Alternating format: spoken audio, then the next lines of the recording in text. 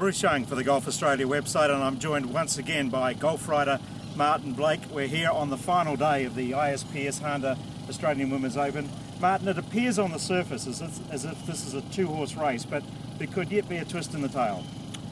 Lydia Ko and Gi Shin, 17 under. Look, it does look like a two-horse race, I think, to me. I mean, Beatrice Ricari is 6 shots back, so it would take something sensational for any of those other players to get into this race.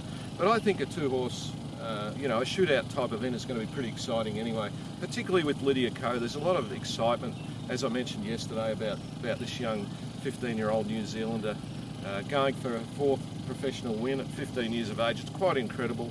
It's created a lot of interest overseas. I think the Golf Channel in America is going to show it live, which is quite unusual. And I'm expecting quite a big crowd out here today. Who do you fancy, Bruce?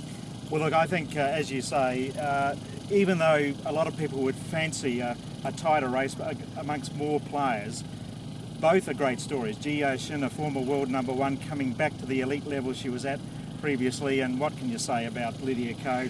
Just one of the great stories of world golf, not only Australasian golf, but world golf these days. And as you said, being picked up live by the Golf Channel.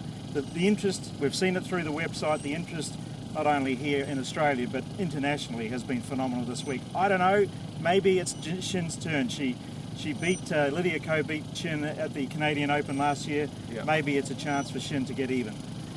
Gi Shin's won more than 30 tournaments around the world, Bruce, so she knows how to get it done. She knows how to close, so I would probably fancy her to win this. But as you said, last August or September in Vancouver, they went down the stretch on the last day in the last group, and Lydia Ko took that one out. It was the youngest. She became the youngest ever winner of an LPGA event. So she doesn't appear to feel any nerves, although she did say yesterday, Lydia Ko, that she does feel the nerves. She's just very good at controlling them. She said she's inclined to boil inside, but she's able to keep a straight face. So, I mean, she's very good under pressure.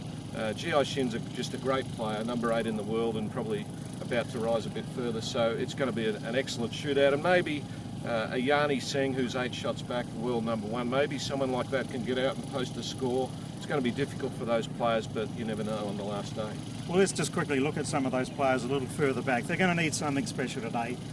Beatrice Ricari, a 2-time or a 1-time winner on the LPGA Tour and a winner on the Ladies European Tour. Carlota Segunda, the Spanish player, Rookie of the Year on the Ladies European Tour last year, the leading money winner, a phenomenal double for her last year. Yani Singh, as you mentioned, and of course Uribe, who was the leader after 36 holes. So a lot of great stories there, very good players, but they're probably going to need, if they're back at 9 under, they're probably going to need a round similar to that of Lydia Ko's on Thursday, that round of 63, if they're going to have any chance, it would seem, Martin. Yeah, well, we saw Ko go out and shoot 63. There are 5 on Thursday. There are 5 par 5s on this course. So if you start to, they're reachable par 5s for people like Yani Singh and some of the longer hitters. So, it is a course that can be taken. There's not much wind around here at Royal Canberra today, so they're going to need something like a 63, most of those players, to get back into the race, and maybe put some pressure on Shin and Ko, who obviously won't come out until 1:40 in the afternoon. So it needs a 62 or 63, but it is doable.